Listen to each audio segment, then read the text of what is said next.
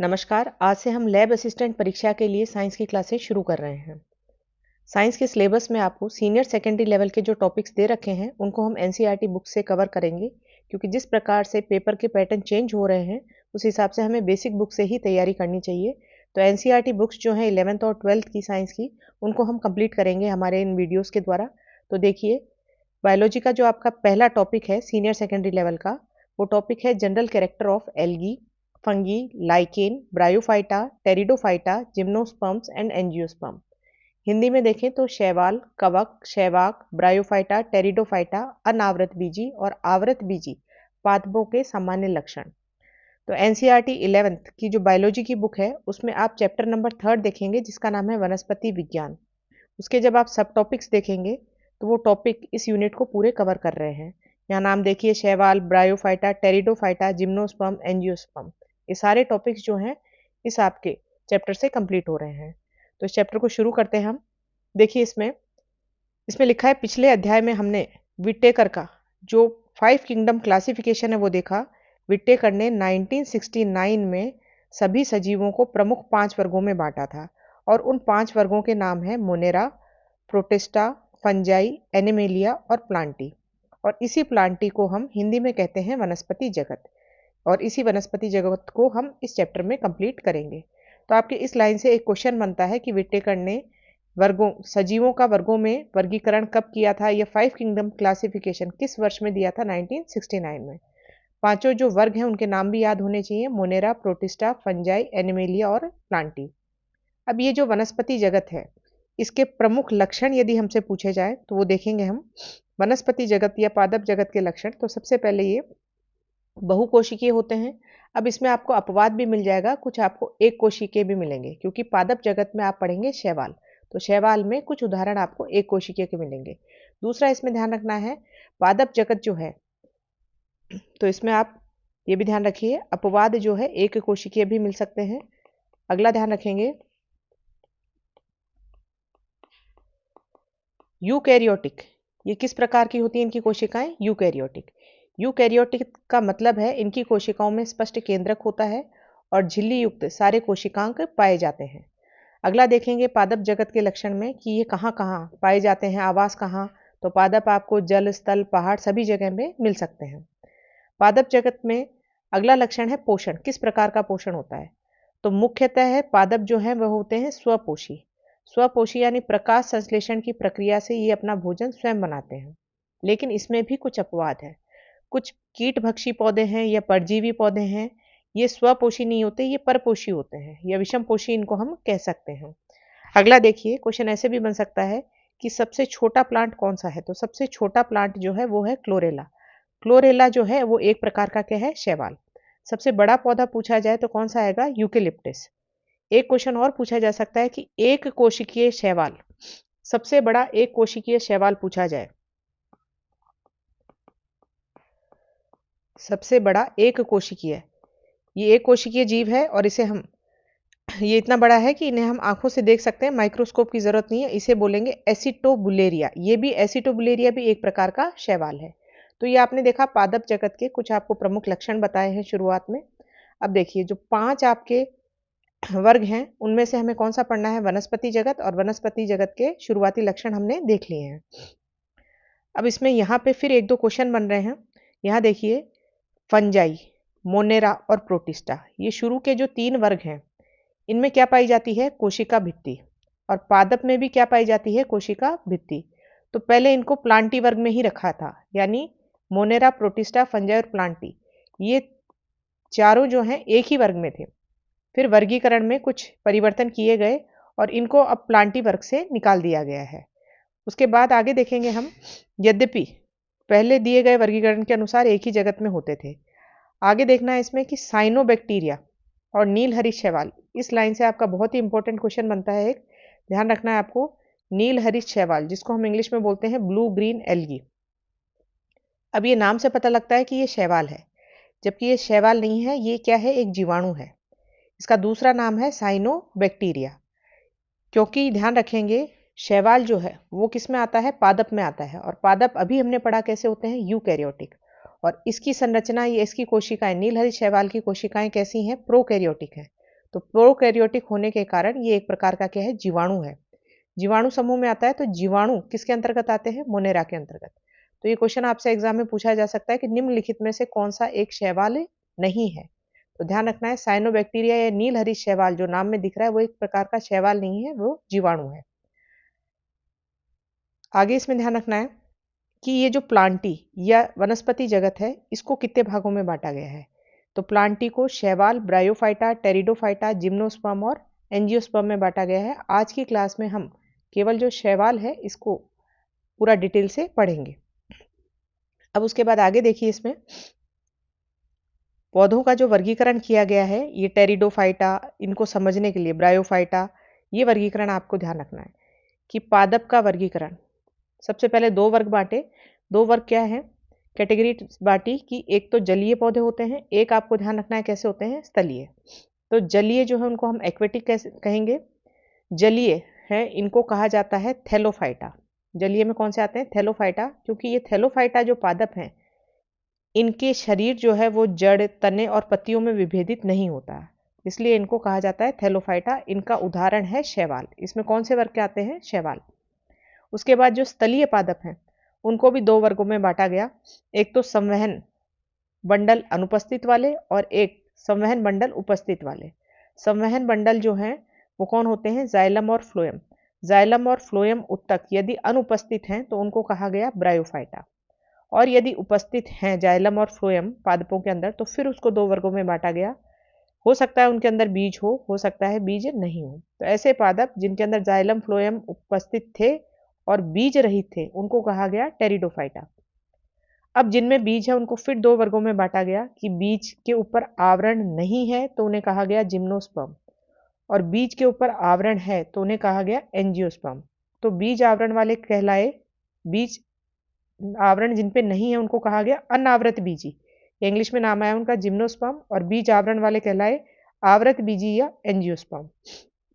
तो ये जो वर्गीकरण है वनस्पति जगत का इन 5 भागों में किया गया, और उसका आधार हमने देख लिया।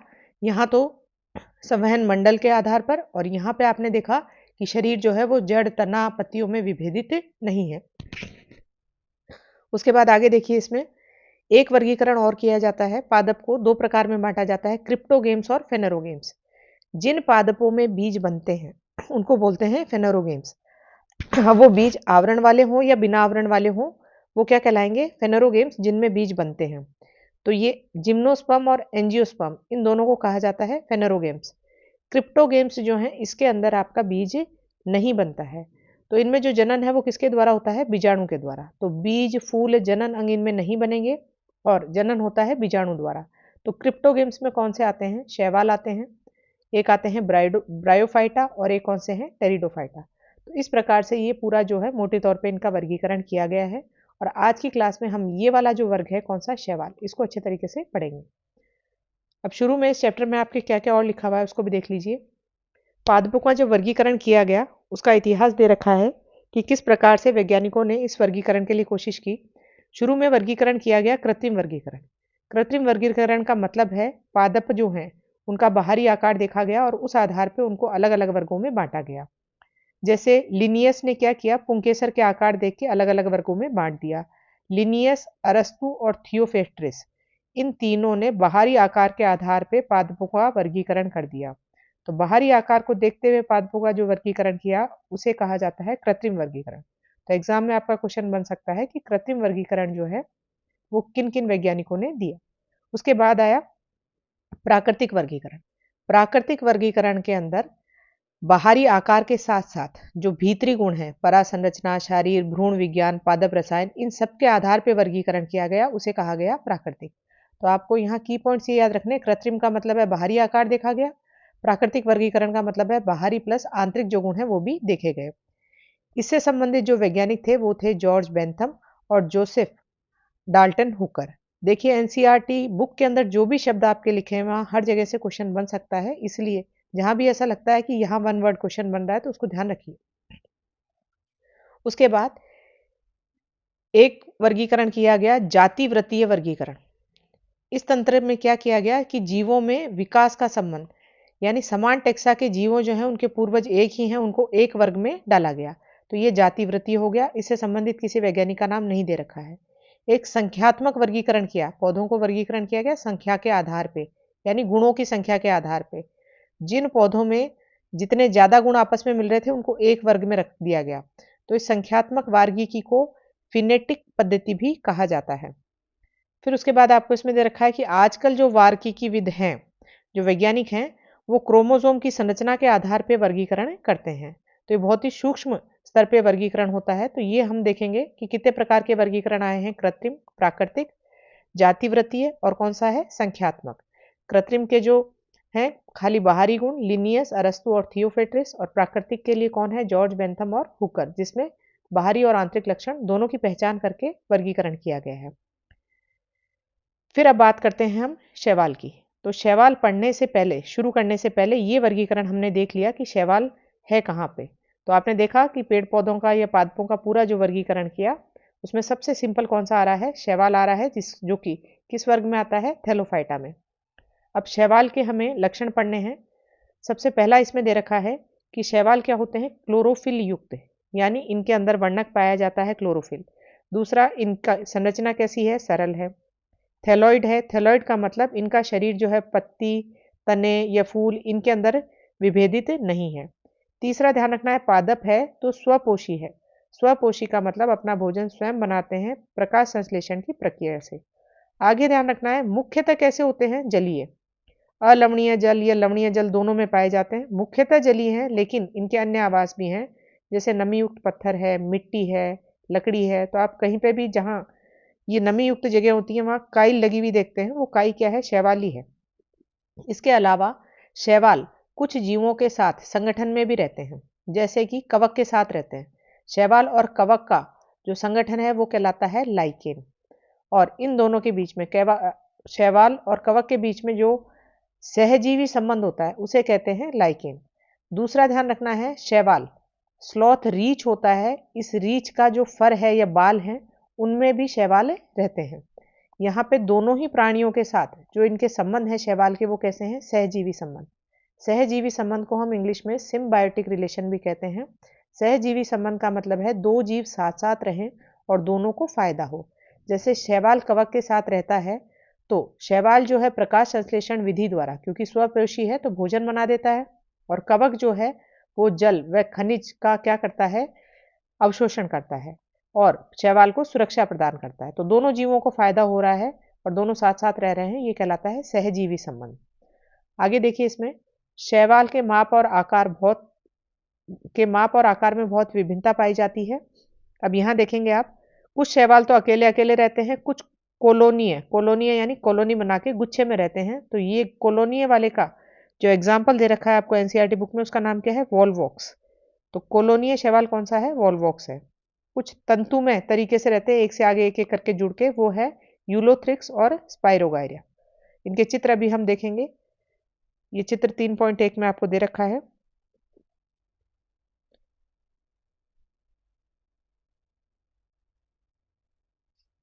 ये देखिए, ये वॉलवॉक्स का चित्र है, इसमें ये कॉलोनी में रहते हैं। और ये तंतु में जो चित्र है, ये किसका आ गया आपका, यूलोथ्रिक्स का। ये हरित शैवाल है, हरित शैवाल का उदाहरण है वॉलवॉक्स और यूलोथ्रिक्स। तो वॉलवॉक्स का चित्र आपको दिखा दिया, और ये किसका है, यूलोथ्रिक्स का। ये उदाहरण और किसका बताया, कॉलोनी के रूप में रहते हैं, और ये कैसे रहते हैं, तंतु में, यूलोथ्रिक्स। और एक और आंसर बताया आपको इसमें, स्पाइरोगायरा। फिर आगे देखिए, इसमें इनमें से कुछ शैवाल बहुत विशालकाय होते हैं और उसका नाम है केल्प। तो आपसे पूछा जाए कि सबसे बड़ा शैवाल कौन सा है, केल्प। और सबसे छोटा हमने अभी देखा था, कौन सा था, क्लोरेला, जो कि आपने इसमें पढ़ा था यहाँ कि सबसे छोटा प्लांट, ये सबसे छोटा शैवाल कौन सा है, क्लोरेला। अगला देखिए, इसमें अब बात करते हैं हम शैवाल के। पहले तो हमने लक्षण की ये बात की, दूसरी हमने बात की कि उनका आकार या माप कैसा है। तीसरा बात करेंगे कि इनमें कैसा जनन पाया जाता है। तो जनन के द्वारा कोई भी जीव अपनी कॉपी बनाता है। तो 3 प्रकार का जनन पाया जाता है शैवाल में, कायिक जनन भी है, अलैंगिक जनन भी है और लैंगिक जनन भी है। अब यहाँ आगे आपको ध्यान रखना है कि ये कायिक जनन जो है, मुख्यतः कायिक जनन में कौन सी विधि द्वारा, विखंडन विधि द्वारा शैवाल जो है अपनी संतति उत्पन्न करते हैं तो कायिक जनन में मुख्यतः कौन सी विधि चलती है? विखंडन विधि। इसका क्वेश्चन कई बार आता है। आगे ध्यान रखना है, इसके प्रत्येक खंड से थैलस बन जाता है, यानी इसके टुकड़े टुकड़े हो जाते हैं विखंडन विधि द्वारा। और विखंडन विधि किस विधि के अंतर्गत आ गई? कायिक के अंतर्गत। फिर बचेगी आपके पास अलैंगिक और लैंगिक। अलैंगिक और लैंगिक जो है इसमें हम पढ़ेंगे, अलैंगिक में युग्मक नहीं बनेंगे, लैंगिक में युग्मक बनेंगे, नर युग्मक और मादा युग्मक, और फिर उसके बाद उनके बीच में निषेचन होगा। अलैंगिक में निषेचन नहीं होता, इसके अंदर स्पोर्स बनते हैं। तो अलैंगिक जनन देखेंगे तो अलैंगिक जनन विभिन्न प्रकार के बीजाणुओं द्वारा बनता है। तो ये क्वेश्चन भी पूछा जाता है कि शैवाल के अंदर जो है अलैंगिक जनन किसके द्वारा होता है? बीजाणु द्वारा। बीजाणु को हम इंग्लिश में स्पोर्स भी कहते हैं। अब आगे आपको ध्यान रखना है, अगर वो जो स्पोर्स हैं वो चलायमान है, चलायमान का मतलब उनके ऊपर जैसे ये स्पोर्स है और उसके ऊपर ऐसे फ्लैजिला लगी हुई है, फ्लैजिला यदि लगी हुई है तो इसको हम कशाभिक भी कहेंगे। और ये स्पोर्स यदि चलायमान है तो इनको कहा जाता है जूस्पोर। क्या कहा जाता है? जूस्पोर। और ये चलायमान होते हैं और अंकुरण के बाद ये क्या बन जाते हैं? पौधे बन जाते हैं। अब बात करते हैं हम लैंगिक जनन की। लैंगिक जनन में दो युग्मक होंगे और इसमें ध्यान रखेंगे आप कि लैंगिक जनन को यहाँ पे कितने प्रकार में बांटा गया है। एक तो लिखा गया है यहाँ पे समयुग्मकी और एक लिखा गया है असमयुग्मकी। इसमें क्या ध्यान रखना है, जो दो युग्मक हैं यदि वो युग्मक बिल्कुल उनका माप समान है और आकृति समान है तो वो क्या कहलाएगा? समयुग्मकी।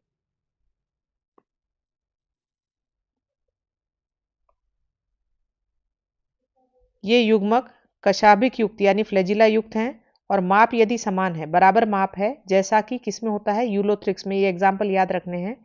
या मान लीजिए दोनों ही युग्मक, इसमें उदाहरण ऐसे लीजिए आप, दो युग्मक हैं, दोनों एक जैसे हैं, दोनों के पास फ्लैजिला है और दोनों ही बराबर हैं और इनके बीच में यदि लैंगिक जनन होता है तो ये कहलाएगा समयुग्मकी। या फिर दो युग्मक हैं, दोनों ही फ्लैजिला रहित हैं और माप में समान है तो भी क्या कहलाएगा? समयुग्मकी। तो यहाँ पे फ्लैजिला युक्त वाले का उदाहरण तो है यूलोथ्रिक्स और फ्लैजिला विहील वाले का है स्पाइरोगायरा। तो दोनों में कौन सा होता है? समयुग्मकी। यदि जो दो युग्मक हैं उनकी आकृति माप में अंतर है और फ्लैजिला एक में है एक में नहीं है, इस तरीके से होता है तो वो कहलाता है असमयुग्मकी। जब विभिन्न माप वाले दो युग्मक संगलित होते हैं तब वह कहलाता है असमयुग्मकी। इसमें आपको उदाहरण दे रखा है यूडोराइना की कुछ स्पीशीज विषम युग्म की लैंगिक जनन से एक बड़े अचल स्थैनिक मादा युग्मक, एक बड़ा मादा युग्मक होता है। वो कैसा होता है? स्थैनिक यानी चलायमान नहीं है। और छोटा एक नर युग्मक होता है, वो चलायमान होता है। तो इनका जो उदाहरण है आपके पास ये है वॉल्वॉक्स और कौन सा है? फ्यूकस। इसको ऊगैमी कहते हैं वैसे, जिसमें मादा युग्मक जो है वो बड़ा और नर युग्मक जो है वो छोटा और चलायमान हो तो वो क्या कहलाती है? ऊगैमी। तो इस प्रकार से आप देखेंगे तीन प्रकार के जनन है। कायिक में आप नाम याद रखें विखंडन। अलैंगिक जनन में ध्यान रखें बीजाणुओं द्वारा अलैंगिक जनन होता है, बीजाणुओं को हम स्पोर्स कहते हैं। और यदि बीजाणु के ऊपर फ्लैजिला लगा हुआ हो, वो चलायमान हो तो उसे बोलते हैं जूस्पोर। फिर आगे ध्यान रखना है लैंगिक जनन में आपको दो नाम याद रखेंगे, समयुग्मकी और असमयुग्मकी। यदि युग्मक एक जैसे हैं तो समयुग्मकी कहलाएगा और अलग अलग प्रकार के हैं तो असमयुग्मकी। समयुग्मकी के दो उदाहरण याद रखने हैं, यूलोथ्रिक्स और स्पाइरोगायरा। इसमें फ्लैजिला है, इसमें फ्लैजिला नहीं है। और एक थोड़ा स्पेशल टाइप का है जिसमें आपको ध्यान रखना है वॉल्वॉक्स और फ्यूकस के अंदर, जिसमें मादा जो है युग्मक वो बड़ा और स्थैनिक होता है और चलायमान नर युग्मक होता है छोटा।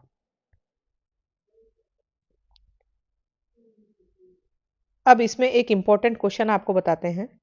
जिस तरीके से आपने लैंगिक जनन पढ़ा होगा, लैंगिक जनन में हम ये पढ़ते हैं कि जब युग्मक बनता है तो कौन सा विभाजन होता है? अर्धसूत्री विभाजन होता है।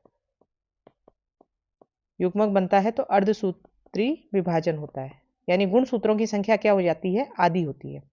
लेकिन यदि आप शैवाल को देखेंगे तो शैवाल में पहले से ही अगुणित, द्विगुणित नहीं, अगुणित कोशिकाएं होती हैं। अगुणित कोशिका का मतलब हैप्लॉइड कोशिकाएं हैं। पहले से ही गुणसूत्रों की संख्या क्या है, आधी है, एक ही कॉपी है। तो यहां जब शैवाल में युग्मक बनते हैं तो शैवाल में युग्मक बनने के लिए समसूत्री विभाजन होता है। ये बहुत इंपॉर्टेंट क्वेश्चन है। वैसे तो मुख्यतः ध्यान रखना है कि युग्मक बनते हैं तो कौन सा विभाजन होता है, अर्धसूत्री, लेकिन शैवाल में युग्मक बनते हैं तो कौन सा हो रहा है, समसूत्री, क्योंकि पहले से इसकी कोशिकाएं कैसी हैं, हैप्लॉइड हैं। फिर आप इसमें आगे ध्यान रखने की शैवाल में फिर अर्धसूत्री विभाजन कब होगा, जब इसके युग्मक जो हैं उनमें निषेचन होगा और युग्मनज बनेगा।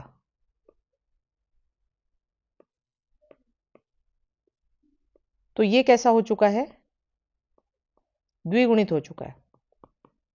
और शैवाल की संरचना कैसी है, अगुणित। तो यहां जाके कैसा विभाजन होगा, अर्धसूत्री विभाजन होगा। तो ये विभाजन बिल्कुल आपके जो नॉर्मल विभाजन होते हैं उससे हटके है। तो इसको बहुत इंपॉर्टेंट क्वेश्चन है, इसको ध्यान रखना है। क्या ध्यान रखेंगे कि युग्मक बनते हैं तो अर्धसूत्री विभाजन होता है, गुणसूत्रों की संख्या आधी हो जाती है प्रत्येक जीवों में। लेकिन शैवाल के साथ क्या है, युग्मक बनते समय तो कौन सा हो रहा है, समसूत्री, क्योंकि पहले से ही इनकी कोशिकाएं कैसी हैं, हैप्लॉइड है। और इसमें जब युग्मनज बन जाता है तो उसके बाद कौन सा विभाजन होता है, अर्धसूत्री। तो इसको बहुत अच्छे से ध्यान रखें। आगे देखिए,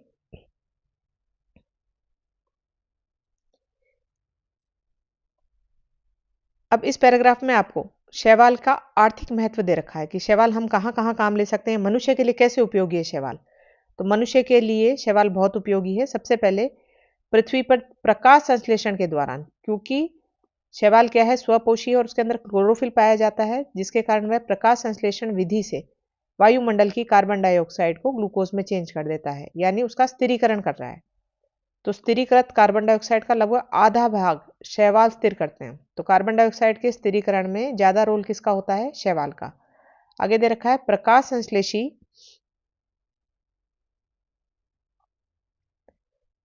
प्रकाश संश्लेषी जीव होने के कारण शैवाल अपने आसपास के पर्यावरण में घुलित ऑक्सीजन का स्तर क्या कर देते हैं, बढ़ा देते हैं।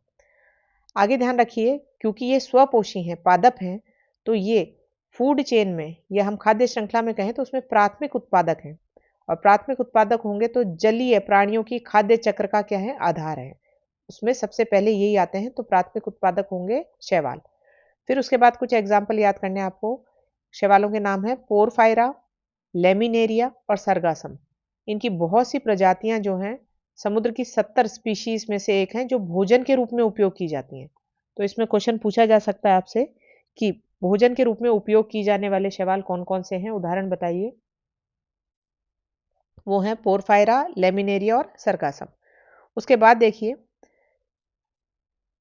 एक और आर्थिक महत्व, कुछ समुद्री भूरे और लाल शैवाल बहुत ही अधिक कैरागीन या कैरागीन बनाते हैं। अब कैरागीन क्या चीज है, कैरागीन जो है खाद्य और कॉस्मेटिक उद्योग में ये पदार्थ काम लिया जाता है, थिकनर के रूप में या स्टेबलाइजर के रूप में, यानी उन पदार्थों को गाढ़ा करने के लिए काम लिया जाता है, जो कि हमें ज्यादातर लाल शैवाल से प्राप्त हो रहा है।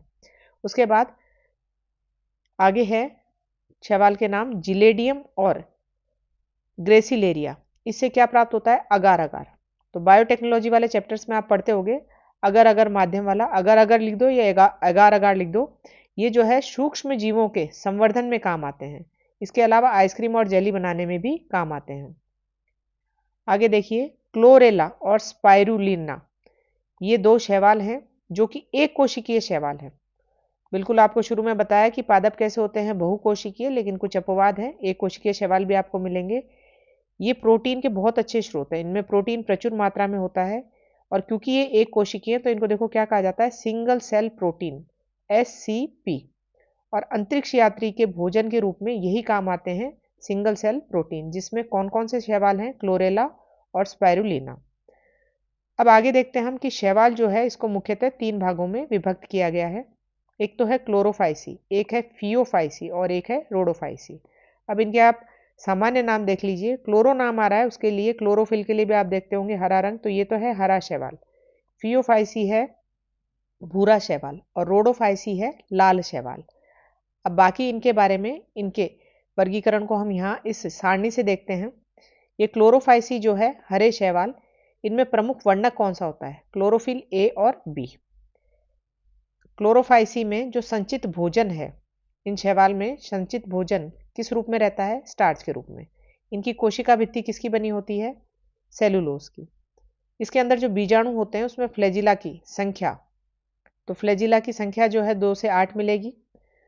उसके बाद इनके आवास वगैरह याद नहीं करने हैं, ये कोई इतना इंपॉर्टेंट नहीं है। यहाँ देखिए आगे फियोफाइसी, ये भूरे शैवाल होते हैं। इनमें क्लोरोफिल ए, सी और क्या है? फ्यूकोजेंथिन। तो आपको ये याद रखना है फ्यूकोजेंथिन, कि भूरे शैवालों का ये भूरा कलर किसकी वजह से आ रहा है? फ्यूकोजेंथिन की वजह से। यहाँ संचित भोजन जो है वो एक जटिल कार्बोहाइड्रेट है और वो क्या कहलाता है? मैनिटोल या लेमिनेरिन। उसके बाद आगे ध्यान रखेंगे इसकी कोशिका भित्ति जो है वो सेलुलोज की, और सेलुलोज के ऊपर एक परत चढ़ी हुई होती है एल्जीन की। तो एल्जीन यदि पूछा जाए, एल्जीन किससे प्राप्त होता है? भूरे शैवाल से। उसके बाद ये आप आगे देखिए रोडोफाइसी, जिसे हम कहते हैं लाल शैवाल। इसमें क्लोरोफिल ए है, डी है और फाइको एरिथ्रिन है। यहाँ भी क्वेश्चन पूछा जाता है कि रोडोफाइसी कौन सा शैवाल होता है? लाल शैवाल। इसमें लाल रंग किसकी वजह से है? फाइको एरिथ्रिन की वजह से। ये एरिथ्रो शब्द कहीं पे आए, ये लाल से संबंधित है। जैसे आप लाल रुधिर कोशिकाएं पढ़ते हैं, इरिथ्रोसाइट को कहते हैं। इसमें जो संचित भोजन है उसका नाम क्या है? किस रूप में रहता है? फ्लोरीडियोन स्टार्च के रूप में। इसको थोड़ा सा ऐसे याद रख लें आप कि रोडोफाइसी लाल शैवाल यानी लाल रंग के फूल होते हैं, और इसमें फ्लावर्स वाला स्टार्च होता है फ्लोरीडियोन स्टार्च। हरे शैवाल में नॉर्मल स्टार्च होता है, भूरे वाले में मैनिटोल और लेमिनेरिन होता है। इसकी कोशिका भित्ति किसकी बनी हुई है? सेलुलोज की। इसमें फ्लैजिला अनुपस्थित है। अब इससे संबंधित एक क्वेश्चन बनेगा, अभी आगे इनके बारे में हम डिटेल से पढ़ेंगे। अब एक आप यहाँ से देख लीजिए, क्लोरोफिल ए जो है हरे शैवाल में भी है, भूरे में भी है और लाल में भी है। यानी क्लोरोफिल जो वर्णक है, ये वर्णक तीनों शैवालों में है। तो आपसे पूछा जाए यूनिवर्सल वर्णक जो मिल रहा है वो कौन सा है? Chlorophyll A. यहाँ रंग भूरा फ्यूकोजेंथिन की वजह से और यहाँ फाइको एरिथ्रिन की वजह से। बाकी आपको ये चित्र भी याद रखने हैं, चित्र नहीं उसके उदाहरण याद रखेंगे आप। जैसे हरित शैवाल है जो क्लोरो, ये वाला पढ़ा हमने क्लोरोफाइसी, उसके उदाहरण हैं वॉलवॉक्स और यूलोथ्रिक्स। एक बार देख लीजिए, ये ग्रीन शैवाल वॉलवॉक्स और ये यूलोथ्रिक्स। उसके बाद दूसरा कौन सा पढ़ा हमने? भूरे शैवाल। भूरे शैवाल के उदाहरण हैं लेमिनेरिया। तो ये लेमिनेरिया की फोटो दे रखी है आपको, ये दे रखी है फ्यूकस की।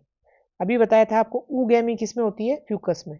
और ऊगैमी का मतलब था जो नर मादा जनन युग्मक है, मादा युग्मक बहुत बड़ा और नर युग्मक बहुत छोटा और चलायमान। और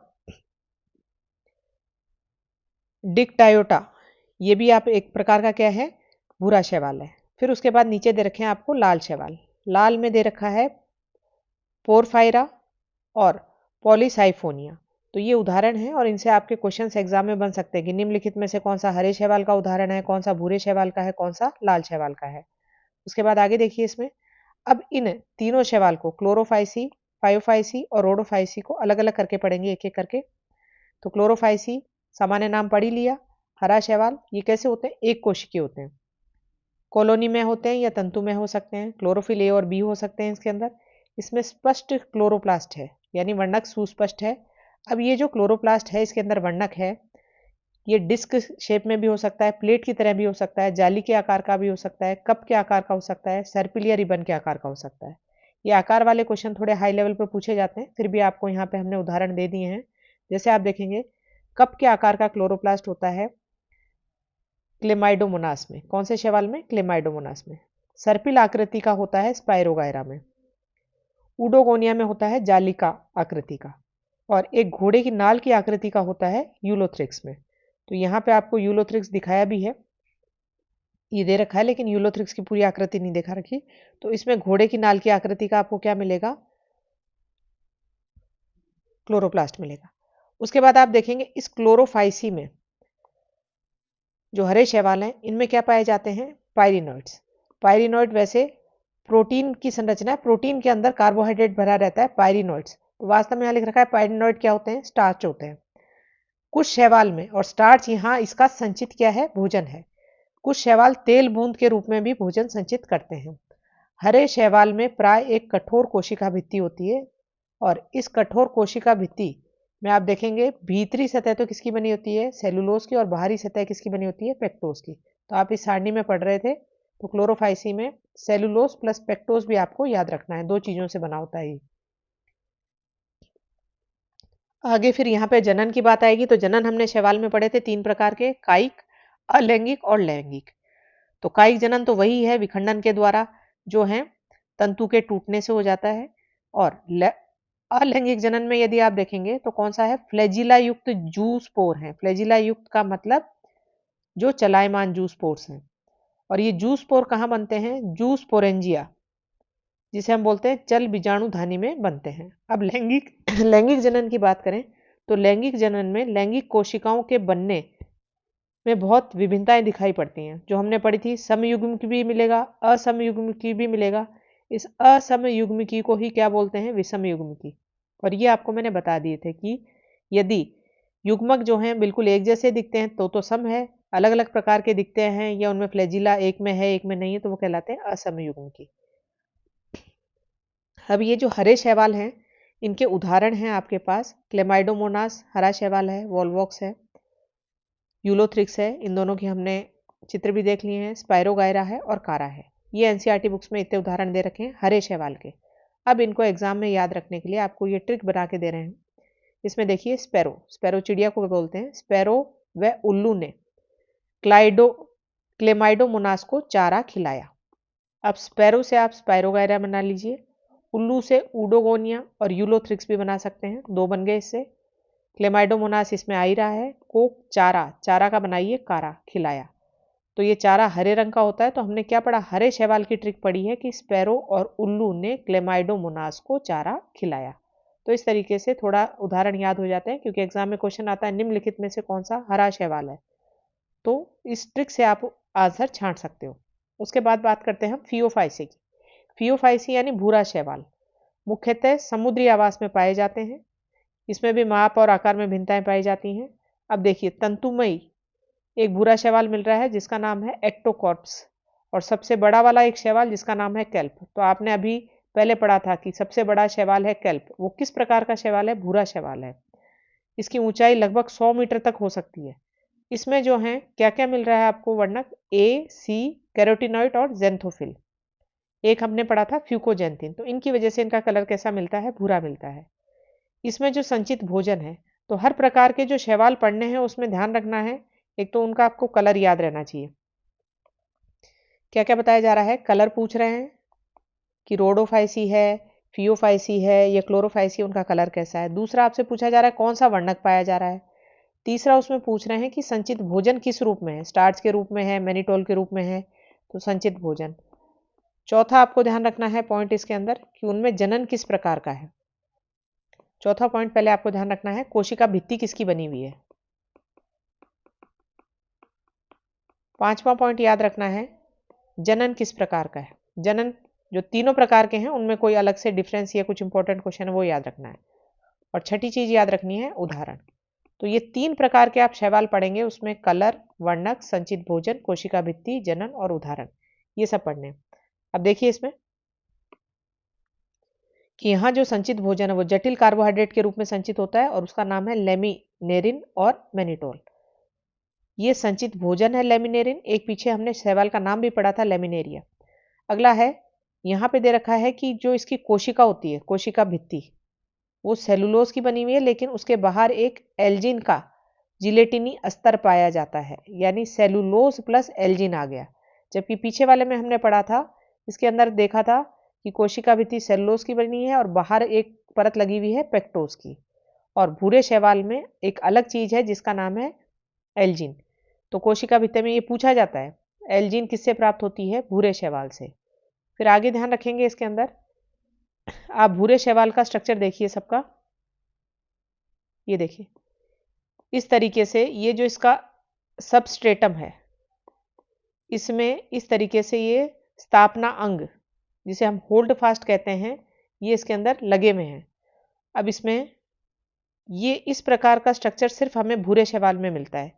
ये देखिए, पौधा प्राय संलग्नक, या जिसको हम बोलते हैं स्थापनांग या बोलते हैं होल्ड फास्ट, संलग्नक, होल्ड फास्ट या स्थापना अंग द्वारा अधः स्तर यानी सबस्ट्रेटम से जुड़ा होता है। और उसके ऊपर एक व्रंत यानी ऐसे डंडी जैसी दिखेगी और ऊपर एक पत्ती की जैसी संरचना दिखेगी। पत्ती नहीं होगी क्योंकि शैवाल में शुरू में हमने पढ़ा है थैलोफाइटा है और इसका शरीर जो है पत्ती तने में विभेदित नहीं है, पत्ती की तरह एक प्रकाश संश्लेषी अंग मिलेगा। और उस पत्ती को देखिए इन्होंने क्या नाम दे रखा है यहाँ पे, ये देखिए प्रपर्ण लिख रखा है। तो ये प्रपर्ण मिलेगा, इसमें वायु ब्लेडर्स एयर वैक्यूल्स मिलेंगे और नीचे जो है ये स्थापना अंग। तो ये क्वेश्चन भी पूछा जा सकता है कि स्थापना अंग जो है वो कौन से शैवालों में पाए जाते हैं, भूरे शैवालों में। और इसमें जो प्रकाश संश्लेषी अंग होता है वो क्या कहलाता है, प्रपर्ण कहलाता है। फिर उसके बाद आगे देखिए इसमें, तो ये इसके लिए अलग से एक इंपॉर्टेंट क्वेश्चन, एक तो इसका एल्जिन का बन गया और एक ये स्पेशल चीज आई है स्थापनांग। उसके बाद अलैंगिक जनन, अलैंगिक जनन फिर जू स्पोर से होगा और ये फ्लैजिला युक्त होते हैं। तो फ्लैजिला युक्त यानी चल बीजाणु है इसके अंदर, लेकिन इसके जो फ्लैजिला हैं वो असमान होते हैं और पार्श्व जुड़े होते हैं। पार्श्व जुड़े होने का मतलब है इस तरीके से ऐसे जुड़े होते हैं, पार्श्व जुड़े होते हैं। आगे देखिए इसमें है, इसमें लैंगिक जनन समयुग्म की, असमयुग्म की, विषम युग्म की, कोई सा भी हो सकता है। युग्मकों का संगम जो है जल में या अंडधानी में हो सकता है। युग्मक जो है पायरिफॉर्म यानी नाशपति आकार के होते हैं और इसके पार्श्व में 2 फ्लैजिला होते हैं। अब इसके सदस्य देखिए, उदाहरण कौन कौन से हैं भूरे शैवाल के, एक्टोकार्प्स, डिक्टोयोटा, लेमिनेरिया और सरगासम। और इसको फिर ट्रिक याद करनी है भूरे शैवाल की, भूरे शैवाल की याद रखो, एक्टो दीदी लाई साग फोकट। तो एक्टो से आप बनाइए एक्टोकार्प्स और इसको बनाइए दीदी से डिक्टोएटा, लाई से बनाइए लेमिनेरिया, साग से बनाइए सरगासम और फोकट से बनाइए फ्यूकस। और फ्यूकस में बताया था स्पेशल क्वेश्चन आता है, उगेमी पाई जाती है, यानी जो मादा युग्मक है उसकी साइज है बड़ी और नर युग्मक है उसकी साइज भी छोटी और वो चलायमान है। लास्ट जो आपके पास शैवाल है वो है रोडोफाइसी। रोडोफाइसी शैवाल कैसा होता है, लाल रंग का, और इसमें वर्णक पढ़े थे हमने, ए और कौन सा है, डी वर्णक है। स्पेशल से वर्णक है ए और डी, लेकिन जो लाल रंग है वो किसके कारण है, फाइको एरिथ्रिन के कारण। तो ये है रोडोफाइसी और ये अधिकांशतः है समुद्र में पाए जाते हैं। इनकी बहुलता समुद्र में गर्म क्षेत्र में होती है, अधिक होती है। ये पानी की सतह पर जहां अधिक प्रकाश हो वहां भी पाए जाते हैं और समुद्र की गहराई पर भी जहां प्रकाश कम हो वहां भी पाए जाते हैं। तो इनसे कोई इंपॉर्टेंट क्वेश्चन यहाँ नहीं बन रहा है।